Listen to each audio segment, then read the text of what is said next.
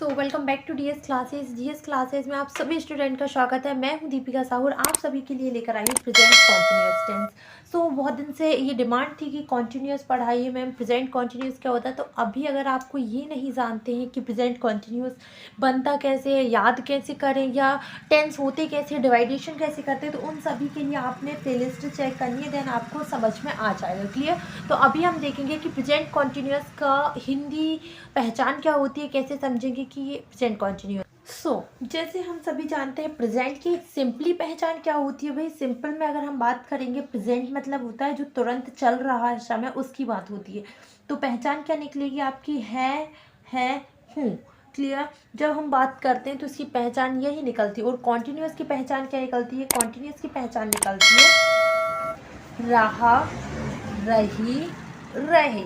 इस टाइप से इसकी पहचान निकलती है। मतलब अगर आप कॉन्टिन्यूस जब भी क्लियर करना चाहें ना, तो मैंने बहुत अच्छी वीडियो बना के रखी है सारे टेंस की, कि किस टेंस किस मतलब क्या पहचान होती है, कैसे पहचान याद करते हैं, क्या लॉजिक रहता है। ठीक है। तो अगर हम कॉन्टिन्यूस की बात करेंगे तो इसकी सिंपल पहचान होती है रहा, रही, रहे। और प्रेजेंट की पहचान क्या होती है हूँ, है। तो दोनों को जब हम मिक्स करेंगे तो इसकी सिंपल पहचान निकले के क्या आएगी आप सभी के लिए। इसकी हिंदी पहचान जो है, हिंदी पहचान से मेरा मतलब है कि उस पहचान को देखकर ही आप समझेंगे कि ये टेंस है। क्लियर। क्या रहेगी इसकी टोटल पहचान अगर हम बात करें तो रहा है, रही है, रहे हैं। यही निकलती है ना कि रहा है, रही है, रहे हैं। इसी टाइप से हम समझते हैं कि ये पहचान क्या है, प्रेजेंट कॉन्टिन्यूअस की है। क्लियर। तो अभी देखना, जब हम कभी भी सेंटेंस के लास्ट में क्या रहेगा, सेंटेंस के लास्ट में अगर रहा है, रही है, रहे हैं आता है, तो आप समझ जाएगा कि वो कौन सा टेंस है, प्रेजेंट कॉन्टिन्यूअस टेंस नंबर 1। अब इसमें ये सवाल सामने आता है कि कौन सी मेन वर्ब यूज़ करेंगे, कौन सी हेल्पिंग वर्ब आएगी और क्या स्ट्रक्चर रहेगा। तो कभी भी आप अगर इंग्लिश की बात करते हैं तो स्ट्रक्चर को फॉलो करिए, और हिंदी की पहचान अगर हिंदी की बात करते हैं तो उसकी पहचान को फॉलो करिए। अगर आपने हिंदी की पहचान को फॉलो कर लिया ठीक है। और स्ट्रक्चर की बात करते हैं, अगर आपने हिंदी पहचान को पकड़ ली तो आप आराम से समझ सकते हैं कि वो कौन सा टेंस है। अब जैसे मैं बोल रही हूँ कि मैं खाना खा रही हूँ, मैं कैसे बोलूँगी, लाइट ऑन करते हैं ना प्लीज। मैंने बोला कि मैं खाना खा रही हूँ। जब मैंने बोला रही हूँ तो आप झट से समझिए कि ये कौन सा टेंस है, प्रेजेंट कॉन्टिन्यूअस टेंस है। तो अब आप इसके स्ट्रक्चर को फॉलो करना चाहेंगे तो कैसे फॉलो करेंगे इसके स्ट्रक्चर को। सबसे पहले हम लिखते हैं सब्जेक्ट। जब भी किसी भी सेंटेंस या वो किसी भी टेंस की बात होती है तो हमेशा बात स्ट्रक्चर पे आती है, और स्ट्रक्चर की बात होती है तो सबसे पहले आपका आता है सब्जेक्ट, फिर आता है आपका हेल्पिंग वर्ब, फिर इसके बाद आता है क्या, मेन वर्ब। फुल ना लिखूं, शॉर्ट में लिख देती हूँ। ठीक है। हेल्पिंग वर्ब, फिर आएगा आपका मेन वर्ब, फिर आएगा आपका क्या, ऑब्जेक्ट, फिर आपका आता है अदर वर्ड। इस टाइप से कुछ सेंटेंस बनता है। अब मैं आपको क्लियर करवाती हूँ हेल्पिंग वर्ब कौन सी आएगी, और उसमें मेन वर्ब जो है, देखिए जब भी कॉन्टिन्यूस की बात होती है ना, तो आप आपके माइंड में जो है क्लियर कर लीजिए कि जो है क्या आना है, ING ही आना है। क्या आएगा, कॉन्टिन्यूस की बात होती है तो ING ही आएगा। क्लियर। अभी हम मेन वर्ब क्लियर हो गया, इसमें यही झंझट नहीं होता है कि कहाँ कौन सी मेन वर्ब आएगी। ठीक है। अब अगर मैं हेल्पिंग वर्ब की बात करूँगी तो इसमें 3 टाइप से हेल्पिंग वर्ब आती है। एक आती है आपकी इज़, एक आती है आपकी एन, एक आती है आपकी आर। अब हम बोलेंगे कि कौन सी हेल्पिंग वर्ब कहाँ आती है, सिंपल से माइंड में यही क्वेश्चन आते हैं। तो एक सिंपल सा लॉजिक है इनको सॉल्व करने का। जो इज होती है वो सिंगुलर हेल्पिंग वर्ब में आती है, जो एम होती है वो भी सिंगुलर प्लूरल हेल्पिंग वर्ब में आती है, और जो आर होती है वो प्लूरल हेल्पिंग वर्ब कहलाती है। क्लियर।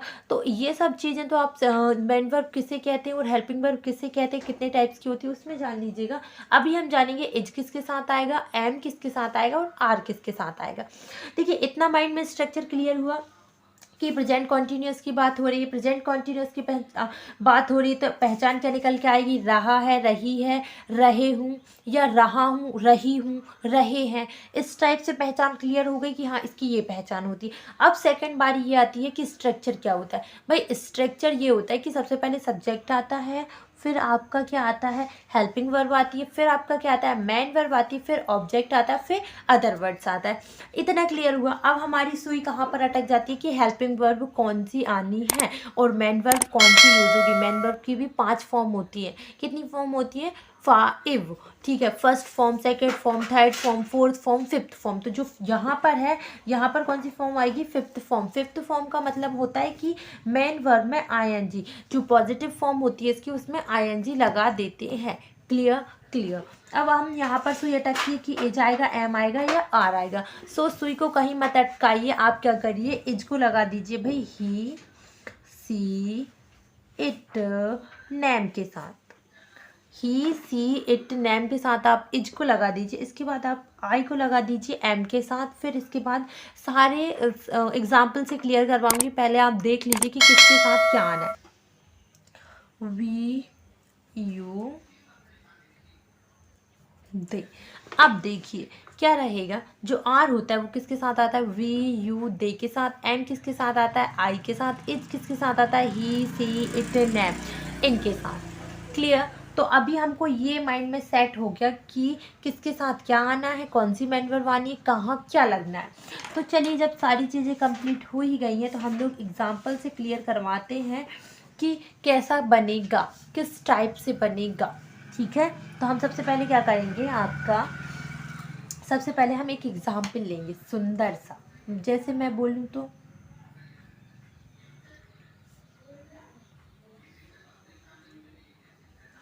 मैं टीवी देख रही वॉइस लोग नाराज ना हो, उनका भी हम एक लेंगे। अभी मैंने लिया कि मैं टीवी देख रही हूँ, मैं टीवी देख रही हूँ, इसका मैं आपको बहुत अच्छा मतलब एक बहुत अच्छा उदाहरण लिया है, बहुत सिंपल उदाहरण लिया ताकि आप लोग क्लियर बेस पे समझ सकें। देखिए, अब मैं का मतलब क्या होता है, मैं एक सब्जेक्ट होता है जिसका मतलब होता है क्या, आई। तो यहाँ पर हमने लगा दिया आई।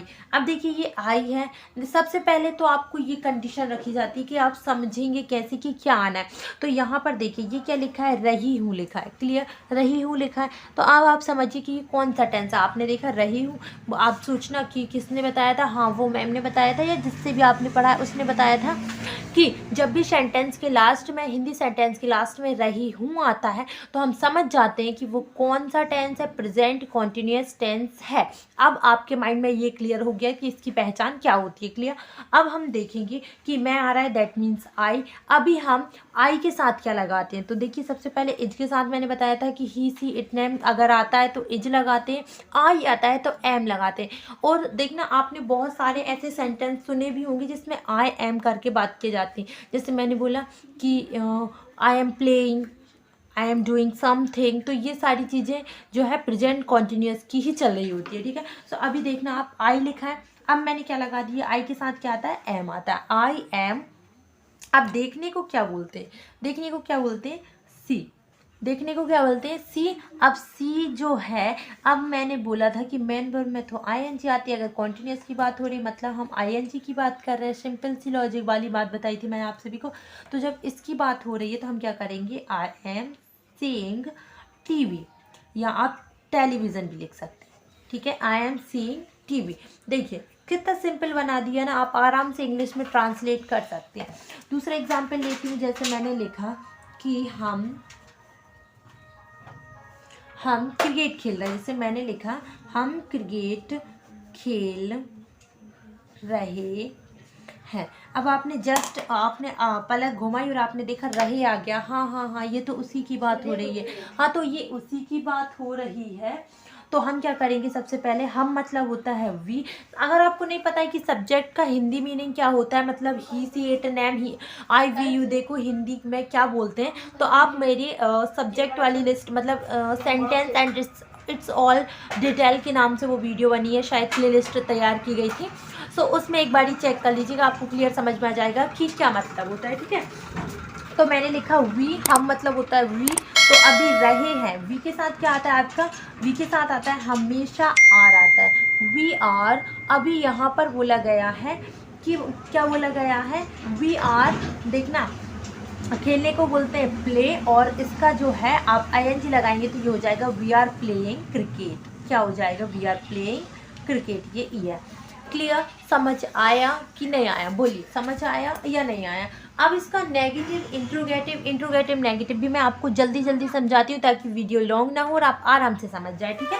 सो कुछ नहीं होता है, स्ट्रक्चर में थोड़ा सा बदलाव आता है और हिंदी सेंटेंस में बदलाव आता है। देखिए, जैसे स्ट्रक्चर में क्या बदलाव आएगा, स्ट्रक्चर में कुछ नहीं होगा, सब्जेक्ट आएगा आपका, फिर हेल्पिंग वर्ब आएगा। आपको नॉर्मल तो समझ में आ गया ना? हाँ, हेल्पिंग वर्ब के बाद आता है आपका नॉट, फिर आता है आपका मेन वर्ब, फिर आपका आ जाता है क्या, ऑब्जेक्ट, फिर आता है अदर वर्ड। क्लियर? तो देखिए, ये है आपका सब्जेक्ट जो ये जो है आपका नेगेटिव सेंटेंस है। मैंने आपको सारे सेंटेंस के टाइप इसीलिए सिखाए थे ताकि आपको यहाँ दिक्कत नहीं हो। नेगेटिव की बात हो रही, मतलब नॉट तो आना ही है, और नॉट मतलब यहाँ पर नहीं हो जाएगा। जैसे मैंने आप सभी से कहा कि मैं क्रिकेट, या मैं बोलूँ कि मैं अंग्रेजी नहीं लिख रही हूँ। मैंने आपसे कहा मैं अंग्रेजी नहीं लिख रही हूँ, तो अब मैं इसको कैसे बोलूँगी? मैं इसको ऐसे बोलूँगी कि आई एम आता था, और आई एम के बाद आपको नॉट लगाना पड़ेगा। I am not writing, I am not writing, I am not writing क्या भाई, क्या क्या? बोलिए बोलिए बोलिए। I am not writing English, मैं क्या नहीं लिख रही हूँ? इंग्लिश नहीं लिख रही हूँ। क्लियर? समझ आ गया इसका नेगेटिव? देखिए, अगली पार्ट्स में हम देखेंगे इसका इंट्रोगेटिव और इंट्रोगेटिव नेगेटिव, क्योंकि ये वीडियो बहुत ज़्यादा लॉन्ग हो जाएगी, इसलिए मैं इसमें उसको इंक्लूड नहीं करना चाहती हूँ। तो आप वो वाली वीडियो भी प्लेलिस्ट में जाकर देख लीजिए। थैंक यू सो मच ऐसी हमारी वीडियो को देखने के लिए, और डीएस क्लासेस से जुड़े रहने के लिए हमारे चैनल डीएस क्लासेस को सब्सक्राइब कर दीजिएगा एंड वीडियो को शेयर करिएगा अगर पसंद आई होगी। Thank you so much.